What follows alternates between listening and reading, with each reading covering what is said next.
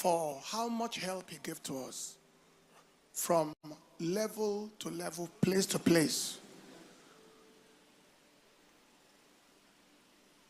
The welfare materials, the crusade bill, every single thing effortlessly carried by God without taking a dime as offering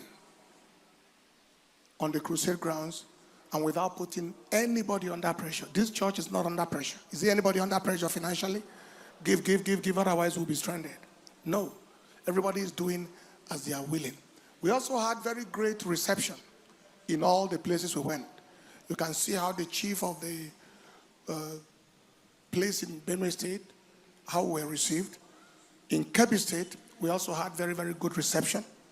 As a matter of fact, the venue, the hall we used for the daytime meeting, which is the hall for the presidential lodge, that hall was given free of charge. It wasn't paid for. That was in Kebbi State. We had that great reception, and we had also great reception in Gombe State. The deputy governor received us with the cabinet, and it was a great time. That was not reflected here. However, there was a slight incident in Kebbi State that some of you may have seen, and that was where money was given, and we said that we are not receiving the money, that it should be redirected to something else. Now, for some people, that may be a surprise because they don't know who we are. But for those who know us, that is no surprise at all. That is how we have lived, and that is what we have stood for. As far back as maybe 20-something years ago, we have had invitation to places where, oh, come and let's pray for this country, and so on and so forth. And then at the end, everybody take an envelope to go. And I said, oh no, I am not here for that. I can't even pray for pay. And I took off on the spot.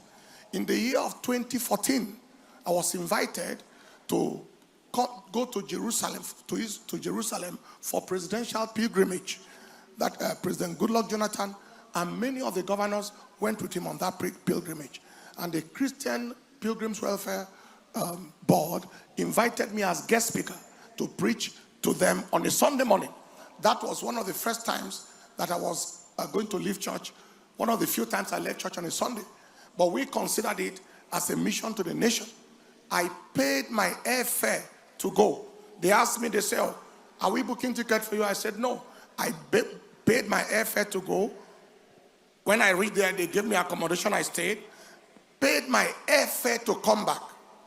By the time we returned back, the board chairman, John Kennedy then, Professor John Kennedy now, brought an offering and said, this is their honorarium for me going. And I said, no, I am not taking anything, any dime from government. I can't. That happened then. President Goodluck Jonathan attended our church at least twice during his office days. During that period, then, now, and tomorrow, there has been no exchange of 1 naira. Take this or take that in exchange. It didn't happen once. One dime of government fund is not in this project, not 1 naira. Do you understand what I'm talking about? Just to let it be made clear that these are principles that we have lived with since. When Governor Tom became governor of Benue State, before he became, we prayed and trusted, and then he became governor. And he asked me to come when the new ESCO was starting, so that I can give them some leadership talks and spiritual things and then pray for them, which I went on my own expense to Makurdi and did. By the time I finished, one of the commissioners who was in charge of that kind of thing was to give me honorarium. Now that was meant to be official honorarium for coming to teach us leadership things and so on. And he told that commissioner, he said he will not receive it because he knew. So the man said, I will go. So the man brought the money, and I told him, no, I'm not here, and I don't want to touch 1 dime of government money. He returned it back to the governor. And he returned it back and he said he will not receive. And the governor said, I think I told you he won't receive it. Now the governor, or Tom, reminded me that one day he brought his own pocket money, personal money to give me. And I told him, I am not sure whether this is not security vote. I said, I'm not sure if this is not security. Please keep it. I'm okay. He reminded me of that. So that is how we have lived our lives. Now, somebody who is as close, this someone we knew from the same primary school, the same secondary school, the same university, was Minister of Federal Republic. And he felt led to give a bus gift to the church. And he brought a bus gift, and I believe he could afford a bus. But because he was in office at that time, I said, oh no, please help me redirect it somewhere else. We're not receiving this. And that was what he did. Now, so these are things we have lived by now.